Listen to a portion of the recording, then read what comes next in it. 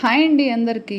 ఈరోజు ఒక మంచి సూపర్ హెల్తీ అయిన రెసిపీ అన్నది మీకు చూపిస్తానండి. ఇది చాలా సింపుల్ అండ్ టేస్టీగా కూడా ఉంటుంది. త్వరగా వెయిట్ లాస్ అన్నది అవుతాము ఇది మనం డైలీ తినడం వల్ల.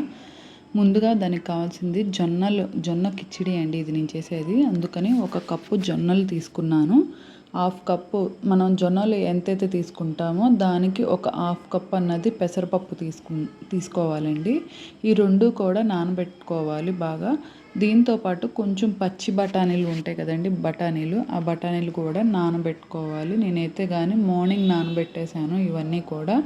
మనం ఆఫ్టర్నూన్ అయితే మనం లంచ్లో తీసుకుంటాం కదా, అప్పుడు నానబెట్టి ఉంచాలండి. కొంచెం క్యారెట్ కూడా కట్ చేసి పెట్టుకుంటున్నాను. జొన్నలు బాగా శుభ్రం చేసుకోవాలండి. దాంట్లో ఏంటంటే ఇసుక అదే మామూలు రాళ్ళు లాంటివి ఉంటాయి, చూసుకొని శుభ్రం చేసుకోండి. నేనైతే తీసుకున్నాయి ముందుగానే చూసుకొని నానబెట్టుకున్నాను. ఇప్పుడు జొన్నలను బాగా శుభ్రం చేసి వేసుకున్నాక పెసరపప్పు కూడా కడిగేసి వేసుకొని బఠానీ కూడా అలా క్లీన్ చేసి వేసుకోవాలండి. దీంట్లో క్యారెట్ కూడా వేసుకోవచ్చు, మీకు కావాలంటే క్యారెట్ ఎక్కువగా కూడా వేసుకోవచ్చండి. మనం మొత్తం ఎంత అయితే అయ్యిందో క్వాంటిటీ చూసుకోవాలి. జొన్నలు కానీ పెసరపప్పు కానీ ఒక కప్పుకి 2 కప్పులు వాటర్ అన్నది పోసుకోవాలండి. లేదంటే కొంచెం ఎక్కువ పోసుకున్నా పర్వాలేదు. దాంట్లోనే కొంచెం పసుపు యాడ్ చేసుకోవాలి. పసుపు ఉప్పు యాడ్ చేసుకొని, నేనైతే గ్రీన్ చిల్లీ రెడ్ చిల్లీ ఏమీ యూజ్ చేయట్లేదండి. దాని బదులు పెప్పర్ యూజ్ చేస్తున్నాను. బ్లాక్ పెప్పర్ అన్నది మిరియాల పొడి యూజ్ చేస్తున్నానండి. ఇది ఒక 3-4 విజిల్స్ వచ్చేంత వరకు మీడియం ఫ్లేమ్లో కుక్ చేయాలండి.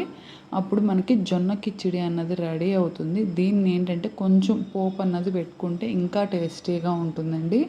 ఈ పోపు ఎలా పెట్టాలన్నది చూపిస్తాను. సారీ అండి, ఫస్ట్ ఉప్పు కూడా వేసి కుక్కర్ పెట్టాలన్నాను కదా, తర్వాత అయితే ఉప్పు అన్నది యాడ్ చేసుకోండి. తర్వాత కొంచెం సన్నగా కట్ చేసిన కొత్తిమీర కూడా యాడ్ చేస్తున్నా. ఇది మొత్తం కూడా బాగా కలుపుకోవాలండి. కలుపుకున్న తర్వాత ఇదైతే కానీ 2 మెంబర్స్కి అయితే వస్తుందండి. నేను చేసిన క్వాంటిటీ అయితే మీరు 1 మెంబర్కి తినాలనుకుంటే తినేయచ్చు. నేనైతే ఇది 2 పూటలు అయితే తిన్నానండి, నాకు ఎక్కువగా ఉంది.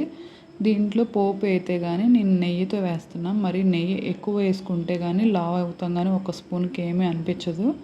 నెయ్యి కొంచెం వేసుకొని ఒక స్పూను, కొంచెం జీలకర్ర, కొంచెం ఆవాలు, కొంచెం పచ్చిశనగపప్పు వేసుకొని ఇవి కొంచెం వేగిన తర్వాత అందులో వేసేసుకోవాలండి. నెయ్యి ఫ్లేవర్ అన్నది బాగా తెలుస్తుందండి.